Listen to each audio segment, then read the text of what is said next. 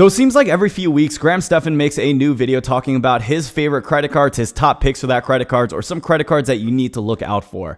He recently came out the video talking about his top 5 credit cards that you'll ever need. And in this video, I'm going to be doing a reaction to Graham's top 5 credit cards. I'm going to share with you guys whether or not I agree with this list or whether or not I disagree with this list. And I'm going to be sharing with you guys some alternative cards that you guys can also look into in trying to figure out what the top 5 credit cards are best for you. Now, you guys can go ahead and check out his original video listed down below in the description if you guys have not yet seen it. I'm sure he's the last person in the finance niche of YouTube that needs additional support, but if you guys have not yet watched his video by some type of very small percentage of a chance, go comment on his video, help push it out to the algorithm, and also let him know that Jungie Nation is doing a little takeover. But other than that, I just want to get straight into this video and share with you guys exactly what I think of those top 5 credit cards. So let's get straight into it. So first card he actually picked on his list was the Citi Double Cash card. This is one of the most popular beginner starter cards, and even if you're not in the credit card hobby, chances are you've probably heard of the Citi Double Cash card at some point. They do so much direct mail-in flyers. You'll see so many advertisements for it, and if you use a lot of these free apps like Mint or Credit Karma or any credit checking app that works with some of these banks, you will see the Citi Double Cash card pop up quite frequently. Now, although when it comes to a beginner card, this isn't bad at all because it has no annual fee. You get a flat 2%. You don't have to worry about points, and you really don't have much of a headache.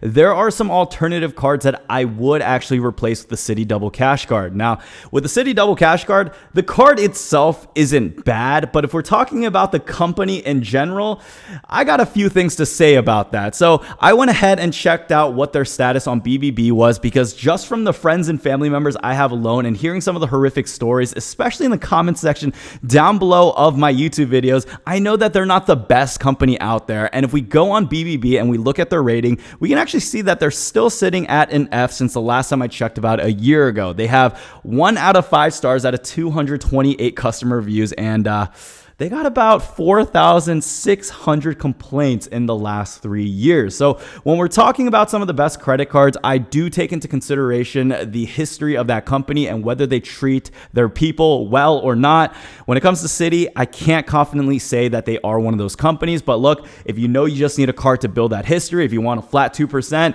go ahead, sign up with this card. But in my opinion, other cards I would recommend is to go with another company like Discover. They have full domestic US customer support. They're really good in taking care of their people. And on top of that, you guys could look into other cards like the Chase Freedom Unlimited card. Another simple card. It gives you 1.5% unlimited cash back, which you can actually transfer over into points if you have another Chase Sapphire card. So you can find yourself getting additional value. You do have to do a little bit more work, but when you're working with bigger banks and institutions and credit card companies that have all your information and can charge you and are connected to your direct bank accounts, you want to make sure that they're not F-rated. You want to make sure that they are well in the space, that they know you are going to get taken care of. So when it comes to Graham's first credit card with the Citi Double Cash, it's not a bad card. Most people are going to recommend it. Would I personally recommend it? Probably not. I think there are many other better starter cards to go out for, but if you're really just trying to get started and you need to have a good, simple overall card in your arsenal, you can't go wrong with the Citi Double Cash. Just be warned, their company is not the best. So the second card that Graham talks about in his video is the Amazon Prime card. So the Amazon Prime card is actually a co-branded card owned with Chase as well.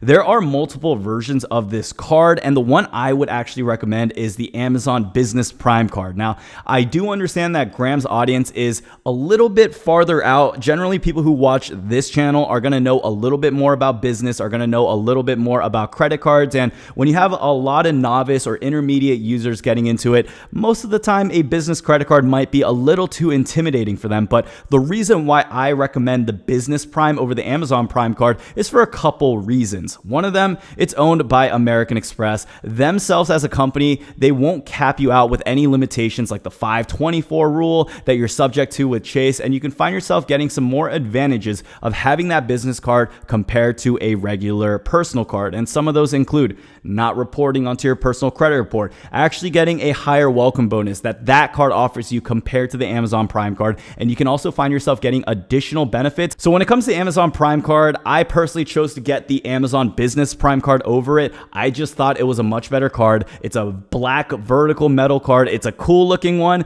but on top of those reasons, it's just a simple, good card that I still continue to use in my arsenal over time. So if you're trying to maximize every single penny that you're getting, the Amazon Business Prime card is not a bad card either. Now, just like any other credit card, generally people who leave reviews for these things are going to be people who are upset, not people who have such a good experience, because most of the time those people will forget to leave a review. So if you guys actually do go on Amazon.com and look at some of the reviews, you'll see some pretty bad reviews as well. And so, you know, usually some of these things I would question, but when you have like 51,000 people that like it, or 27,000 people who agree with a review like this too. Now, the third card that Graham had on his list was the Chase Freedom Flex card. This is actually a brand new card. You guys may have heard of the Chase Freedom card, the Chase Freedom Unlimited card.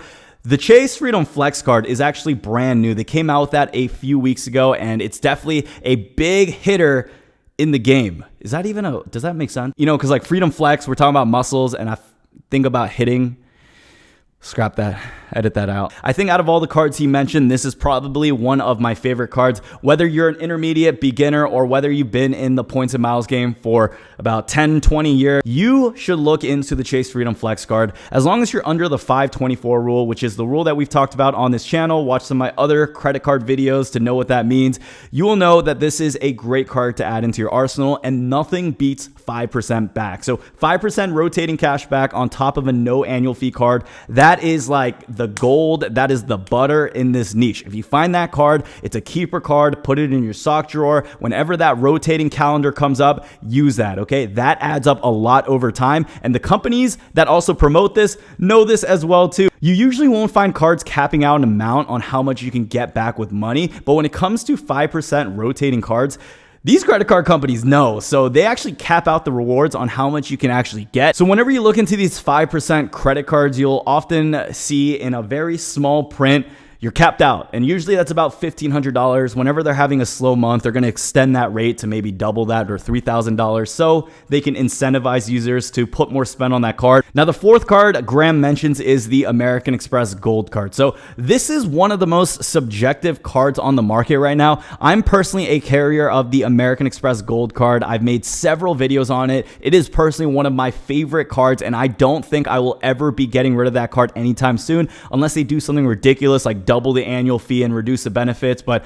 for as long as I know, I'm not getting rid of the Gold card. It is such a good card in your wallet, and if you add up all the benefits that you get minus the welcome bonus that you should already be including for that first year, the American Express Gold card comes out to be a $30 per year card if you can use up all the benefits. $30, that's it. And then you get 4x on restaurants and US supermarkets. It's a no-brainer to keep this card. It's a great card, but when we're talking about other users who may not be eating out as much, and we know that we're going through a pandemic and we don't have the full $100 incidental airline fee credit that we normally can use pretty easily, it becomes a little bit more of a subjective card. But in my personal opinion, this is a card that needs to be added to anyone's arsenal. He also talks about how that $250 fee is quite a lot, and it can deter quite a lot of people away from it. But if you do the math and you know that you spend enough and you know you can use up the credit every single month, this card makes sense. So I am a huge fan of the Gold card. I agree with Graham on this decision.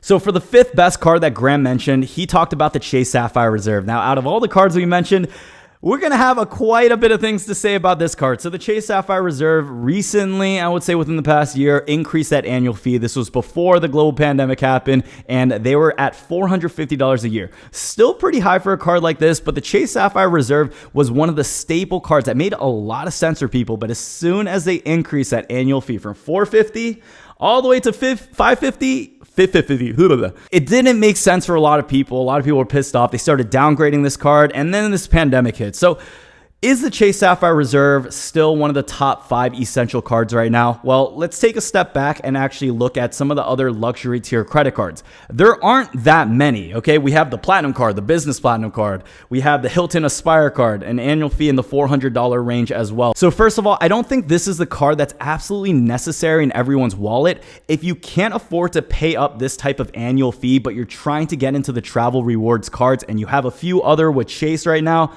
I actually recommend looking into the Chase Sapphire Preferred first and then either upgrading that card into the Reserve or canceling it and then reapplying for the Chase Sapphire Reserve. The Chase Sapphire Preferred has an annual fee of $95, and right now for a limited time, I have personally not seen this in my life before, but they're actually offering you 80,000 bonus points if you spend $4,000 on purchases in 3 months. Generally, this welcome bonus, it's about 50, 60,000 points, depending on if you use a refer a friend bonus or if you go incognito, depending on what offer you actually find. But 80,000 bonus points right now.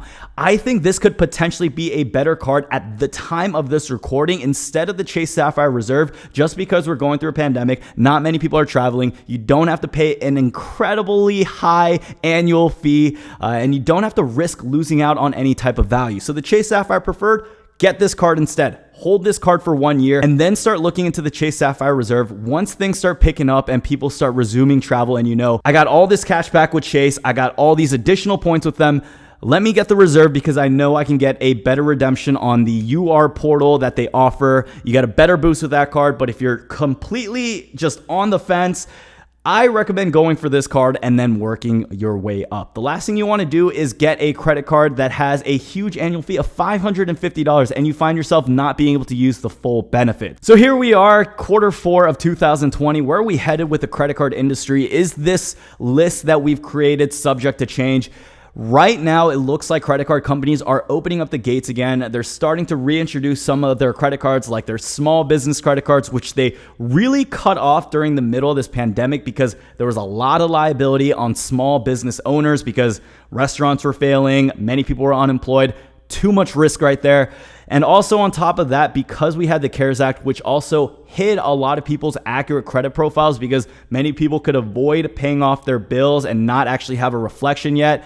Credit card companies didn't know what to do. They pretty much shut everything down. They weren't accepting a lot of people. They weren't coming out with new offers. But now I believe the credit card companies are going to start to reintroduce more cards. They're going to accept more people and we're going to see some better offers. Is this the best time to apply for a card right now? I think right now is better than it was a few months ago, but I also do expect to see way more better offers in the near future. So guys, if you enjoyed this video, don't forget to drop a like. Don't forget to go over and watch his original video if you guys have not yet done so already. Don't forget to comment down below what your favorite credit card of this video actually was. Do you like the Gold card, the Reserve card, the Business Prime? Which card were you truly a fan of? Now, on top of that, if you guys did find any type of value and you guys want to support me in other further ways, go ahead and follow me on Instagram. You can also join our Facebook group at The Credit Society, listed down below. And on top of that, we have some additional links that you guys can check out. So thank you guys again for watching this video, and I'll see you guys in the next one. Peace out.